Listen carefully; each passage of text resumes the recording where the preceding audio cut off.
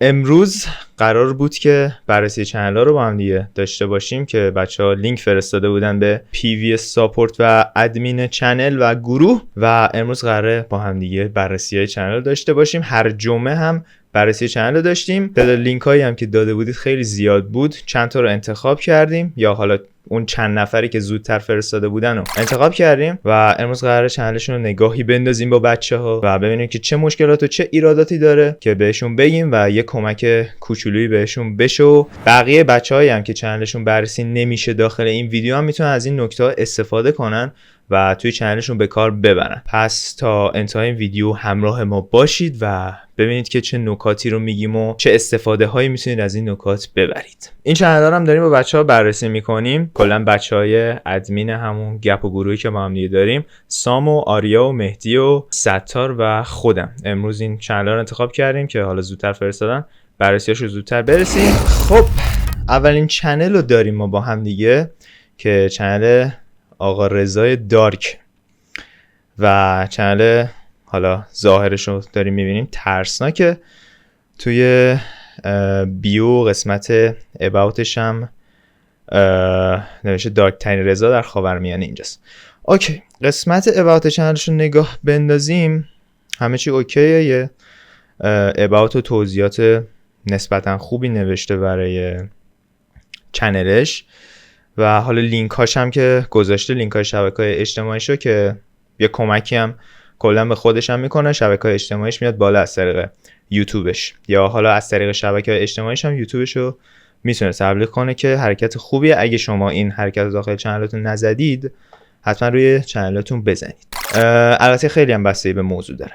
و اما میرسیم به ایرادات این چنل. حالا من صفحه هومش رو بیارم. الان چنل رضا دارک رو رفتیم بخش هومش که ببینیم بخش هومش چه شکلی چیده و چجوریه. همونطور که اولش میبینید یه دونه ویدیو تریلر گذاشته اینجا که کلا خیلی به اون ویدیو کمک میکنه ویو بیشتری بگیره. این حرکت اوکیه. یه دونه بخش جدید اومده داخل یوتیوب که بخش فوریو میشه.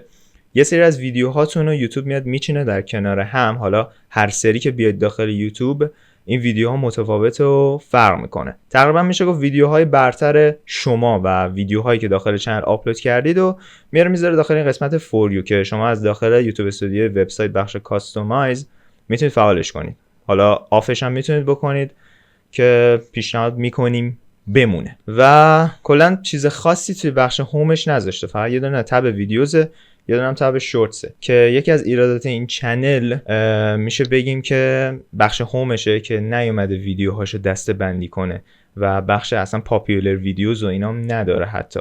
و پیشنهاد من اینه که یه تب ویدیوز، حالا یه تب یه موضوع ویدیو، مثلا راجع به دارک وب داره ویدیو میسازه، یه بخش مربوط به دارک وب بیاد اونجا بسازه، یه بخش مربوط به پرونده جنایی حالا اونجا بیاد بسازه. اینا رو دارم مثال میزنم.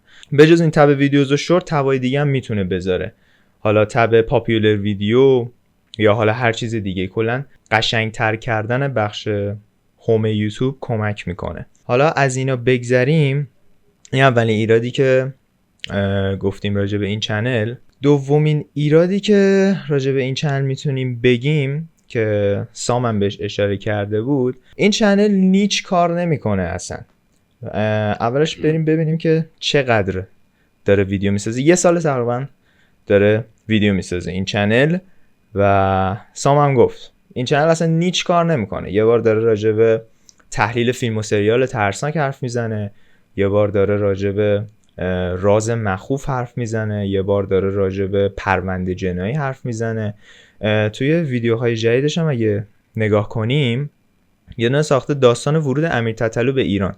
اگه این چنل موضوعات ترسناکه، ویدیو امیر تتلو اینجا چیکار میکنه؟ یا مثلا شرایط تتو زدن در مقعد اینجا چیکار میکنه توی یه چنل ترسناک؟ این از این. حالا پاپیولر ویدیوهاشو ببینیم که کدوم ویدیوهاش ویوی بیشتری خوردن. یه دونه ویدیوی 1 سال پیشه که علت مرگ مهسا امینی رو میگه که خب این موضوع کلا اون زمان ترکید دیگه داخل ایران که باید هم ویو زیاده میگرفت. اینو بیخیالش میشیم. ویدیو بعدی که همین تتو زدن مقعد که ویو زیادی گرفته، ویدیو بعدی میبینیم رکورد خود ارضایی و اینجور چیزا. کلا همه میدونن اینو، چیزای زرد و جنسی داخل یوتیوب فارسی چه انگلیسی ویو زیادی میگیره. کلا این چنل اگه میخواد ویو بیشتری بگیره، یا میتونه مثل همین ویدیوهایی که ویو زیادی گرفتن ویدیو بسازه، یا میتونه یه کار دیگه هم بکنه که کلا نیچ کار کنه، یا میتونه کلا چنلشو ببره تو بخش جنسی و زرد که همونطور که دارید میبینید اینجا ویو خورده، یا میتونه کلا یه موضوع خاص رو انتخاب کنه روی همون موضوع کار کنه. مثلا اینجا دارید میبینید جزئیات قطع داریوش مهرجویی و همسرش که یه ماه پیش هم آپلود کرده 2500 ویو خورده. میتونه کلا بره تو بخش پرونده جنایی، حالا چه ایرانی چه خارجی. کلا یه مشکل بزرگ این چنل اینه که روی یه موضوع متمرکز نیست، روی چند موضوع همزمان داره کار میکنه. و اینم بگم چنل هایی که کلا با چهره کار میکنن یه ذره اون تایمی که بخواد جواب بده بهشون و ویو زیادی بگیرن طول میکشه، چون مخاطبه باید با شخصیت اون طرف ارتباط برقرار کنه، یه جوری با شخصیت طرف حال کنه که هم ساب کنه، هم ویو بزنه، هم طرفدارت بشه. من که ویدیوشو ندیدم ولی تامنیلا 1 سال تامنیلا همه شبیه همه. آره منم همینو گفتم، تامنیلا خیلی شبیه همه، کلا خیلی تو چشمه، فعلا چیزی نمیدونم. من به نظرم مهمترین مسئله که این چنل رعایت نکرده همون نیچ کار کردنه. تکلیف رو اول مشخص کنه که میخواد دقیقاً چه محتوایی ارائه بده تا خود مخاطبم سردرگم نشه. مخاطب میاد مثلا در مورد یه ماجرای قتلی ویدیو رو نگاه میکنه، اوکی، بعدی رو میاد یه خبری میذاری در مورد یه اتفاقی مثلا یه افتاده، اون مسلما برای تو بازدید نمیاره. پس نیچ کار کردن مهمترین اصل در این چنل. اصلا من کاری به تامنیل ندارم، به اجرام فعلا کاری ندارم. اجرا یکم به نظر خودم زیادی روندش طولانیه. اول کار خیلی مهمه، ولی کار اگه تو ندونی مخاطبو جذب کنی دیگه نگاه نمی‌کنه. پس اول کار تو خیلی قوی برو جلو، سریعتر اگه میگی سریعتر بگو، اون قلابه رو بزن، قلابو بزن بدونی که داری چی کار میکنی و مخاطب بمونه و نگاه که میکنم. کلا مشکله، حالا بحث ویدیو رو کار ندارم، ولی همین جوری که دارم چنل نگاه میکنم دو تا مشکل اصلیه. یکیشو سام گفتش که هیچ کار نمیکنه. موضوع بعدی اینه که اصلا این مدل تامنیلا به موضوعش نمیخوره. یعنی حتی اگه پرونده جنایی هم میذاری این اصلا به اون نمیخوره. الان اینکه این پایین پرونده خانم معلم بچه باز خب اصلا نمیخوره، قیافش نتیجه خوبی هم بده. به نظر من تامنیلا رو کلا باید یه سبک جدید بره جلو. آره دیگه، منم کلا گفتم تامنیلا یه تغییری بده ببینه که چه جوابی میگیره. چنل جو پادکست اینم اولش قسمت هومش. سام جان بفرما. خب مهران جان اول قسمت هومو یکم پایین بالا کن بچه‌ها ببینن. اوکی، قسمت هوم یه فوریو داره، یه پاپولر ویدیوز، کرییت پلیلیست و شورت. من این چنل رو نگاه کردم، توی ادیت و اجرا به نظرم خوبه، مشکلی نداره. یکی از مسائل مهمی که توی این چنل من دیدم این که محتوای جنگ و ماجراهای ارتش ویوی بالایی میگیره. یعنی اگه کل محتوا بیاره روی این هیته بیا در مورد جنگ صحبت کنه، الان چند تا ویدیو هست که با تایتل جنگ شروع کنه، جنگ اسرائیل یا ماجراهای ارتش، محتواهای جنجالی در این هیته ویوی خوبی گرفته. به نظر من کلا روی این هیته کار کنه. یعنی الان بقیه محتواهاش یه ویوی بوده اما بیشترینش روی جنگ و ارتش هستش.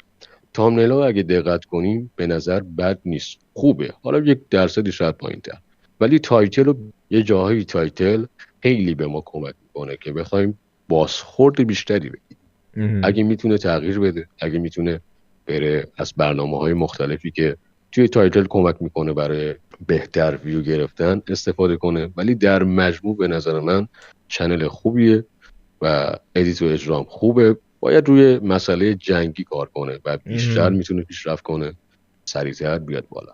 کلا چنل خوبی داره. آره از نظر من خیلی چنل خوبیه. اجرا ادیت همه ترتمیز، همه چی ترتمیز. آفرین، همه چی ترتمیز. میگم فقط برای اینکه پیشرفت کنه حتما بیاد روی موضوع جنگ و ارتش فعالیت کنه. خیلی راحت‌تر ویو میگیره، نه سختی کاری داره و خیلی گزینه خوبی. الان هم دقت کنین چیزایی که ویوی بیشتری گرفته همش جنگ سال فلان، جنگ در سال فلان. دقیقاً. یا به قول تو چون ارتش دیدیم دیگه بچهای گپ خودمون واسه بچهای گپ خودمون روی یک موضوع خاصی زوم کردن و از همون درسته. دارن ویو میگیرن. درسته؟ درسته. و الان مثلا همین جنگ تاریخی براش داره ویو میگیره، از مخاطباش دوست داره. رو همین هیت مانوف بده 100% موفقه. خیلی هم سریعتر میتونه بره بالا چون اجرای خوبی داره، تامنیل خوبی داره و کیفیت همینجوری به کارش نظر هم من خیلی خوبه. کیفیت کارش خیلی خوبه. آره دیگه کلا روی جنگ و ارتش مانو بده خیلی بهتره چون اینجور ویدیوهاش داره دیده میشه. ایدهش فقط میشه گفت یه ایده خوبی انتخاب کرد، ایده تاریخ. چون من محتوای خود ویدیو خودم چون زیاد ادیت میکنم، ادیت بیشتر به چشم میاد که دیدم ترتمیز بود، خوشم اومد واقعا. کلا کیفیت کارش خوبه. بعدی واسه آریا کدومو دوست داره؟ علیرضا سوج. قسمت هوم یوتیوبش فقط شورتس و ویدیوه، هیچی دیگه نداره. درسته. الان توی اولین نگاه یه اشتباه بزرگ داره این چنل، اونم اینه که توی تایتل ویدیوهاش داره هشتگ میزنه. هشتگ داخل تایتل هیچ تأثیری نداره. هشتگو فقط باید تو همون دیسکریپشن ویدیو بزنید، اونم نهایتاً 5 تا کافیه. بعد اینکه من ویدیوهاشو هم نگاه کردم، قشنگ 10 ثانیه اول داره اینترو میزنه، همین مخاطبو فراری میده، اوریوش هم شدید میاد پایین. اینترو رو اول ویدیو نذار یا اصلا نذار اینترو. 60% تمرکز بذار روی 30 تا 60 ثانیه اول ویدیو. حالا چون چنل گیمه این 60 ثانیه اول خیلی مهمه. بعد اینکه تامنیلا خیلی جای بهتر شدن داره، یعنی یکی از دلایل کلیک ریت پایینش هم همین تامنیلاشه. ببینید این چنل الان ببینید این چنل الان توی این یه سال یک کامیونیتی در حد 1-2 هزار نفر برای خودش ساخته. همونجور که میبینید ویوهاش هم بین حالا 100 تا 500 تاست، اونم به خاطر همین کامیونیتی هست، یعنی مخاطب جدید نتونسته جذب کنه. به جز این گفتیم درست کن، باید سعی کن حالا با استفاده از تایتل و تامنیل جذابتر، ایده‌های جذابتر، مخاطبای بیشتری رو. صدات فکر کنم قطع شد. اگه آره، دقت کنی توی تامنیلاش، حالا متن مهمترین چیزه توی بعضی از تامنیلا، متن رو کوچیک داره مینویسه که تقریبا توی قسمت هوم یوتیوب که میریم معلوم نیست یاد. حالا این ویدیو جدیدی که گذاشته متنش تقریبا اوکی ولی بقیه‌اش نزیاد. حالا از لحاظ گرافیکی هم یه مقدار بعضیاش اوکیه. بعد الان ایده‌های جذابتری، همونجوری که گفتم، بعد با ایده‌های جذابتر و چالشی‌تر تو این حوزه جی تی ای مخاطبای بیشتری رو جذب کنه، چون کیفیت کارش هم خیلی جای پیشرفت داره. بعد یه چیزی هم هست اینه که الان این چنل موضوعش جی تی ای سن آندریاس آنلاینه دیگه. خب 100% سن آندریاسه وی بازی میکنه نمیاد تو این ویدیوها کلیک کنه. سر همون هم باید سعی کنه یه تغییر اساسی توی چنلش بده، مخصوصا الان که به عرضه نسخه گیم هم نزدیک شدیم، هم برای اون هایپن. آره. یا باید با ایده‌های خلاق چالشی‌تر، برای مثال الان ویدیوی آخرش نوشته آموزش فلان اسلحه. ویدیوی آخرش نیستین، این 3 روز پیشه. آموزش فلان اسلحه. خب 100% فقط کسایی رو این ویدیو کلیک میکنن که این گیم آنلاین رو دارن پلی میدن، برای همین هم نرخ کلیک شدید میاد پایین و ویدیوی بعدش هم خب 100% زیاد ساجست نمیشه به بقیه. یه نتیجه گیری کلی هم کنیم، تامنیلا باید بهتر شه، ادیت ویدیو 60 ثانیه اول باید بیشتر روش کار شه، ایده‌های خلاقانه تر و چالشی تر هم باید بزنه. حالا اگه شما هم نظری دارید. ولی کلا چون موضوعش جی تی ایه فقط هم داره سن آندریاس کار میکنه. خب الانم جی تی ای وی اومده، نسخه جدیدش هم داره میاد. اگه بتونه در ادامش وی رو بسازه و توی زمانی که وی آی یا همون جی تی ای جدیدی که داره میاد بتونه اونم بذاره، چنلش خیلی خوب میاد بالا. دقیقاً، چون باید بتونه مخاطبای بیشتری رو تو این حوزه جی تی ای جذب خودش بکنه. ببین الان جی تی ای وی خودش کم پلیر نداره، اگه از جی تی ای وی بذاره ویوهاش میره بالاتر و جی تی ای وی آی هم که جدید بیاد اگه بتونه اون هم بذاره بازم خیلی جای پیشرفت داره چنلش و فکر کنم شورت ویدیو هم خیلی زیاد میذاره. از چقدر گذاشته حدود 40 تا اینا شورت ویدیو داره فکر کنم 30-40 تا شورت ویدیو داره. ویدیوی 6 روز پیشش رو فکر کنم من توی دراز یوتیوب به من نشون داده بود، رفتم تو اصلا موندم، حوصله‌ام داشت سر میرفت. مخصوصا مشکل از ادیت بود یا خود گیم؟ ادیت اصلا خام ویدیو یه جورایی، اصلا ادیتی من توش نمیبینم. این کلا گیم داری میذاری خیلی باید روی اون گیم کار کنی. حالا با یه مجری، یعنی حالا درسته که تو باید خود واقعیت باشی ولی خود واقعی خالیت هم باشی خام میشه ویدیو. ادیت که نداری، حداقل یه اکتی از خودت نشون بده باش، نمیدونم یه جوری جذاب کنه ویدیو رو دیگه. ولی خب کلا اینی که جی تی سن آندریاس داره میذاره یه ذره افت ویو میاره براش. جدا از این که حالا مخاطب توی جی تی ای سان اندرس کمه، ولی خب یه تعداد آدم خاصی باز هستن توش، مثلا نزدیک 1000 نفر تا 2000 نفر. و ویدیوشو نگاه میکنی دیلی داره میذاره، یک روز 2 روز پشت سر هم داره میذاره. همین باعث میشه که ایده کم بیاره، کیفیتش بیاد پایین. اگه بتونه این تعداد ویدیوهاشو کمتر کنه، ایده‌های خیلی جامع‌تری از این GTA San Andreas بذاره، قطعا ویدیو خوبی هم میتونه بگیره تا حد 1K 2K. ولی خب هم اگه وقت هر روز بذاره ایده بذاره. کم میاره. آموزش اسلحه، آموزش ایران دیدیتی، حالا اینا که اصلا نمیدونم، فکر نکنم مخاطب زیادی هم واسش باشه. به قول آری هر کی که داره نگاهش میکنه طرفدارشه که داره نگاه میکنه. آقا تعداد کمی هم هستن که سان اندریاس بازی کنن. بعد حالا تو میگی ویدیو کمتر بذاره، دیلی نذاره، اینم خیلی کمک میکنه، هم ایده بیشتر جمع کنه، بهتر جمع کنه، هم کیفیت اون ادیتر رو ببره بالا. باید بتونه ایده های خلاقانه تر بزنه، چون الان یه جی تی سن آندریاس رو سرچ کنی چنلایی هستن که بین 50 تا 200 تا هر ویدیوشون مثلا در ماه یه ویدیو میذارن 200 تا ویو میگیره به خاطر ایدهشون. اینم باید بتونه اگه حالا میخواد سن آندریاس فقط کار کنه، ایده های خلاقانه تر باید استفاده کنه. این خیلی مهمه، تا اینکه مثلا اسلحه رو چجوری بگیریم تو فلان بازی. چون اینا همون یک گیم فقط حساب میشه دیگه، ایدهش خلاقانه نیستش که تمام این مخاطب جی تی او بتونه جذب کنه. ایده خوب باید بیاره و اینا بره همینجوری الکی وی بازی کنه بازم جواب نمیگیره. اینم از این چنل. نوبت کی الان؟ کدوم چنل؟ حالا یه نگاه جامع به هوم یوتیوبش داشته باشیم. نه ونیت بوی اسمش. ونیت بویه؟ آره ونیت بوی. یه نگاه کلی به هوم چنلش داشته باشیم. تریلر داره، فوریو داره، شورتس که اون بالا داره که این خیلی بده، شورتس ها رو بیار پایین. ویدیوز داره، پاپولر ویدیو رو، سابسکریپشن ها. این سابسکریپشن ها رو به نظرم آف کن، حالا اگه دوست داری آن باشه آن باشه. اوکی مهدی جان بفرم. خب من ویدیو رو قبل اینکه شروع کنیم دیدم چند تا از ویدیوهاشو. اول میخوام از استعداد صحبت کردنش بگم که خیلی خوبه، خیلی خوب حرف میزنی، ولی میتونم بگم که تنها نکته مثبتی که توی کانالت دیدم همین حرف زدنت بود. بقیه چیزا کلا مشکل داره. اولین چیز تو ویدیو دیدم فیلم برداریت بود که خیلی باید روش کار کنی. کلا یکی از مشکلای اساسی فیلم برداریته که کلا ضعیفی توش. فیلم برداریت هم باید عالی باشه، ولی از فیلم برداری اینا بیایم بیرون. چنلت الان 1K ساب داره، نمیدونم حالا مانیتایز شده نشده، فکر نکنم. البته الان بهتره که چنل جدید تو بزنی. دلیل‌هاش هم الان بهت میگم که چرا باید چنل جدید بزنی. اول که کانال دیدم یاد کانال روبیکا افتادم که اسمشون اینجوری بود، بعد پروفایلشون اینجوری بود، چنل آرتشون اینجوری بود. باید یه فکر به حال موضوعت باشی. الان موضوعی که تو این چنل داری کار میکنی توش. اگه به گیم علاقه داری یه چنل جدید بزن، جدا تو اون بذار. اگه ولاگ دوست داری یه چنل جدا بذار. کلا قیمه رو ریختی رو ماستا داشت. پس قبل اینکه ویدیو بعدی رو درست کنی اینو یادت باشه که چنل جدید با این موضوع تک بزنی، بعد از اون شروع به فعالیت کنی. این موضوع چنگانه بودن حتی توی شورت ویدیوات هم هست. روی موضوع نیست، چند موضوعی داره کار میکنه. آره دقیقاً. موضوع بعدی مراج بیا روی ویدیوها. موضوع بعدی تایتلته.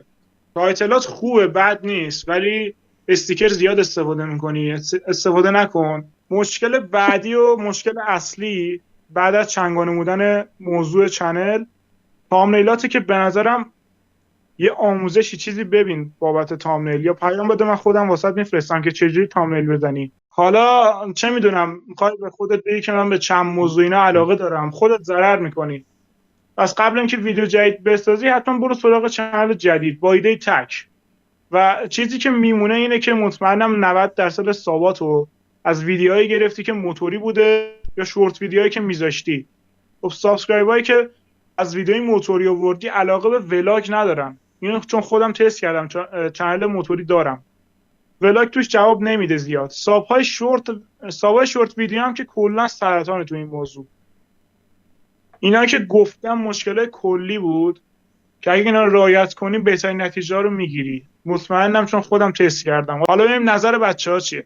حرفای مهدی رو تایید میکنم، باید حتما هیچ کار کنه.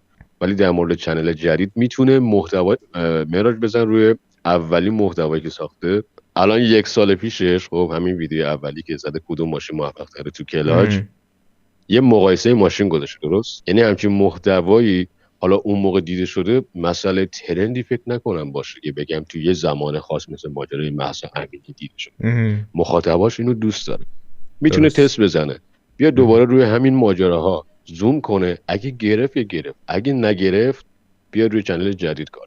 این نظر دقیقا. منه. در کل حرفای مهدی رو من تایید میکنم. تامنیل مشکل داره، دقیقا. تایتل مشکل داره و خود محتوام نگاه نکردم ببینم چجوریه، ولی در کلش با مهدی موافقم. منم با نظر سام و مهدی موافقم، ولی به نظر منم باید چنل جدید بزنه، چون به قول مهدی 1000 تا موضوع کار کرده توی چنل، دیگه جوری نیستش که بتونه همینو ادامه بده. دقیقا. گیم ریاکت گذاشته، چالش گذاشته، ولاگ گذاشته. مراج برو تو حالا قسمت اباوت. میدونی من نظرم چیه کلا راجع به چنله؟ ببین کلا هم اسم چنل یوتیوب دارین میذارین با فونت نذارید، نرید توی گوگل اسمتون رو بنویسید، فونت بگیرید، کپی کنید، پیست کنید اینجا، با فونت نزنید. حالا اگه تو قسمت about میخواین بزنید با فونت بزنید، اوکی اگه دوست دارید، ولی کلا اسم چنل یوتیوب رو با فونت نزنید. قسمت اباوتش هم یه خط توضیح مختصر داده، بقیه هم کلا اسم گیما رو نوشته که یه توضیح بهتر و خفن‌تر و زیباتر و جذابتر بنویس. نمیخواد اسم گیما رو بزنی، به اسم گیم زدی، ولاگ زدی، اینا رو اصلا نیاز نیست. بعدش هم کلا روی چنل داری چند موضوعی کار میکنی، ولاگ، موتور، ماشین، گیم، اصلا نمیدونم واقعا موضوع این چنلت راجع به چیه. یه نکته دیگه هم می‌خواستم بگم، تایتلته، مهدی هم اشاره کرد بهش، تایتلتو داری 2 زبانه میزنی، یه بار داری فارسیشو مینویسی، یه بار هم داری انگلیسیشو مینویسی، که اینجا نوشتیم ممکنه بتونیم فرار کنیم به هیچ وجه، can we escape not at all. اینو تایتل اینجوری نباید بزنی، 2 زبانه نباید بزنی، مگه اینکه موضوع گیمه تو یه تایتل فارسی میزنی، اسم گیم هم به انگلیسی کنارش میزنی، چون اسم گیمو نمیشه فارسی نوشت. سر همینم تایتلات یه ذره ایراد داره. کلا تایتلات به طور کلی ایراد که داره، ولی 2 زبانه نزن اصلا. بعد پاپولار ویدیوز رو بریم نگاه کنیم، یه دونه ویدیو گذاشتی راجع به موتور بود که کلا از بیخ هم تایتل هم تامنیلش انگلیسیه، که این باعث شده مخاطب انگلیسی تقریبا بیاد داخل چنلت. حالا شاید مخاطبای فارسی هم بیان، ولی اکثرشون مطمئنا مخاطبای انگلیسی بودن. حالا همونطور که سام گفت میتونی تست کنی یه دور موضوع ماشین و یه دور موضوع موتور رو آپلود کنی داخل چنلت، حالا 2-3 تا ویدیو، ببینی بازخورداشون چجوریه، چقدر ویو میگیره، چجوری ویو میگیره. اگه ویو گرفت اوکی بود که روی همین چنل موضوعات موتور و ماشینتو ادامه بده. حالا یکی از این دو تا رو انتخاب کنی چه بهتر، یا موتور یا ماشین. ولی اگه جواب نداد ویدیوها، با حرف مهدی و آریا موافقم، یه چنل جدید بزن، فونت نزن داخل اسمت، یه دونه موضوع نیچ کار کن، تامنیل آموزش ببین و تایتلات هم 2 زبانه نزن. خب آقا بریم چنل بعدی رو داشته باشیم. چنل 100 تا این یکی 169 تا ساب، آرما بویز، 102 تا هم ویدیو. بویز که 2 نفرن تو یه کانال دارن فعالیت میکنن. چنلشو دیدم، برو تو قسمت ویدیو یه ظاهر کلی چنلشو ببینیم. هوم یوتیوبشو، چنل تریلر داره، فکر کنم دیفالت باشه هومش، نمیدونم. چنل تریلر داره، فور یو داره، ویدیوز و شورت، آره دیفالته، هیچی اضافه نکرد. قسمت ویدیوز کلا اولین چیزی که من رفتم تو ویدیوش دیدم خیلی حالمو گرفت. صدای ویدیو مشکل داره، معمولا صدای میکروفون جفتشون یا حالا هر چند نفر اصلا صدا مشکل داره، یا خیلی کمه یا داره از ته چا میاد. درست. یه جا خوبه یه جا خیلی بده. اینو یه کاری باید بکنی، میپره بیرون هر کی بخواد بیاد ویدیو رو نگاه کنه. تامنیلا ضعیفه، خدا وکیلی ضعیفه. یه سریاشون خیلی رنگارنگ و خوشگلن، ولی یه سریا مخصوصا اونایی که جدیدن گذاشته خیلی بیروحه، بیشتر به درد مثلا چند سال پیش میخوره. الان اینا جواب نیست. اگه بری نگاه کنی بالا بیاد خوشحال میشی. آره دیگه درسته فورتنایت اوجیه، ولی بازم این تامنیلا خیلی بیروحه، خیلی قدیمیه، خیلی ساده است. یه سریاشون هم مثلا نگاه میکنی خوبه که بیشتر از بقیه هم ویو خوردن معمولا. قسمت ادیت ویدیو من نگاه کردم ویدیو ادیتش خیلی کمه. بعد مثلا فکر کن داری چند نفره پلی میدین، 4 نفر مثلا تو بازین، صدای همه داره میاد، اصلا انگار رفتید مثلا توی جمع 20 نفره همه دارن با هم دیگه حرف میزنن، آدم سرش گیج میره. اینا رو مدیریت کنین، ویدیو ترتمیز در بیاد، ادیت بهتر بزن، مشخص کن جایی که حرف نمیزنی رو بیخود نگه ندار، جایی که اتفاقی نمیفته رو بیخود نگه ندار. خیلی بی انرژی تو ویدیوهاش دیدم، خیلی بی انرژین. یکم شارژ باشین، یکم حال بدین به ویدیو. ادیت که پایین سطح ادیت، بعد خودتون هم آروم حرف میزنین، اینجوری آدم خوابش میگیره. من یه چند تا ویدیو نگاه کردم، بخاری اتاقم روشن بود. میکروفون فکر میکنم یکیشون داره یکیشون نداره، نمیدونم، یه جا صدا خیلی خوبه.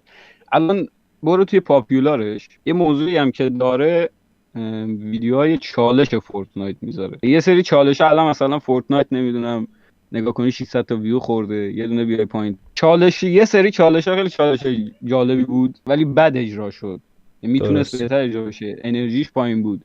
الان مثلا زیرزنی با ادیت که الان اینجا نوشته، ویدیویی که امین موسی این توش، یکی ویدیویی که میتونست فانتر باشه ولی از اونجایی که ادیت نداشت درستابی، ویدیو خیلی خوشگله.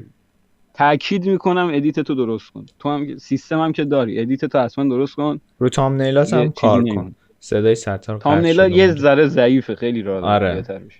ببین الان مثلا تامنیلش رو نگاه کنی، اینجا جدیدا اصلا انگار متن ادیتورش تامنیل عوض معلوم کرده، نیست. نمیدونم، انگار میداده یکی دیگه ادیت کنه، نمیدونم، ولی کلا متن تامنیل زیاد مشخص نیست. مثلا این یکی خوبه، آره. کیکی یا واقعیه، ولی بقیه اصلا متن مشخص نیست داخلش. کلا از نظر کیفیت خود ویدیو یکم مشکل داره.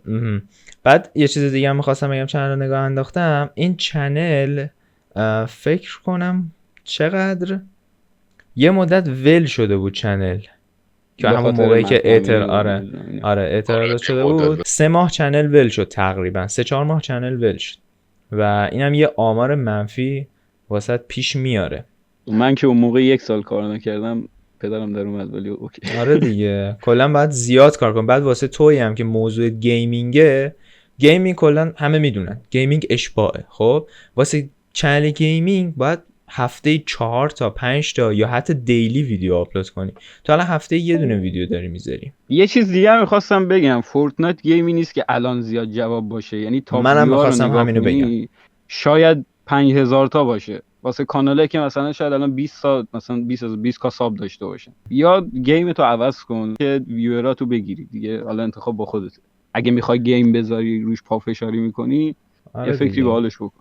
کلا اگه میخوای گیم بذاری، فورتنایت به قول ستار گیمی نیست الان که ویو زیاد بگیره. یا گیم رو عوض کن یا ویدیو بیشتر بذار. اگه میخوای گیمینگ بازم کار کنی، دیلی اگه میتونی بذار. کلا گیم اشباهه، کار نکردنش. آره اشباهه، خیلی بهتره. اشباهه. اصلا روی این هیته من مانوف نمیدم واقعیتش. اگه میتونید خلاقیت به خرج بدید داخل گیم رو کار کنید، خلاقیت خیلی زیادی که تا حالا هیچ کار نکرده. ولی اگه میخواید همینجوری گیم پلی بذارید دیگه نذارید. هر خلاقیت میخواد. آره. گیم سخت‌ترین مورد از نظر خود در این دقیقا. بازاری که اینقدر اشباهه و خیلی دل و جرأت میخواد بیای تو این هیته کار. ببین همون صحبتایی که روی چنل سوم، همون چنل GTA کردیم، دقیقاً رو همین هم سوت میکنه. باید سعی کنه تامنیلاشو خیلی بهتر کنه، باید سعی کنه ایده های چالشی رو خطر استفاده کنه. بعدش هم همونجوری که ستار گفت، بعد ادیتش رو خیلی حرفه‌ای تر کنه دیگه، چون گیمه، طرف به خاطر سریم شدن میاد ویدیو رو میبینه، نه اینکه مثلا اطلاعات عمومیش بره بالا. ادیتش رو خیلی بهتر کن، تامنیلت رو خیلی بهتر کن، ایده چالش رو خلاقانه تر بزن. تعداد چنلی که بچه‌ها فرستاده بودن خیلی زیاد بود، نتونستیم به همشون برسیم. چند تا بود ریا؟ نزدیک 100 خورده چنل فرستاده بودن برامون توی 100 تلگرام.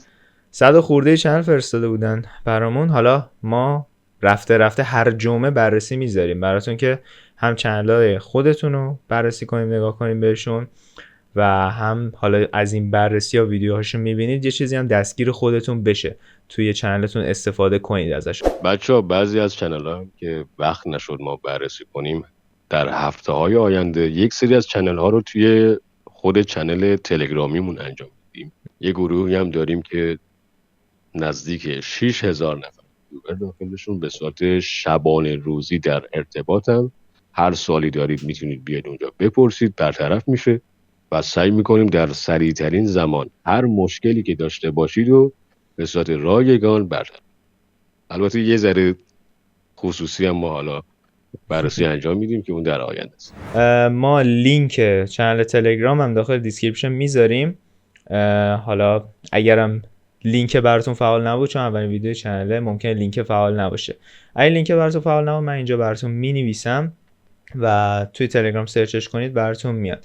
آیدیش هم از @YouTube Network، حالا یه آندرلاین هم وسطش داره، سرچش کنید میاد براتون.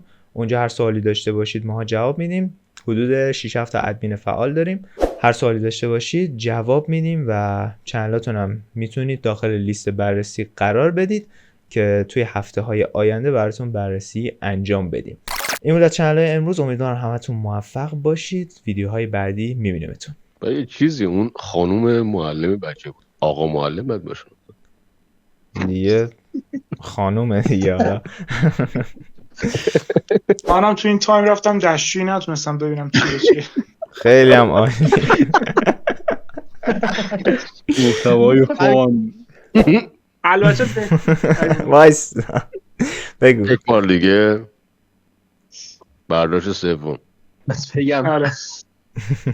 البته بهتره که همین الان چنل جدید رو بزنی. باید دوباره بگم. بگو برداشت چی آروم بگید کج سمتش نیاد. بریم. ای بابا گیر کردم باز. مهدی بابا یه سر سیگاری میکشیدی دهن اینه به کار میگه. چنگانه بود ای بابا. من فوش بدم نمیشه.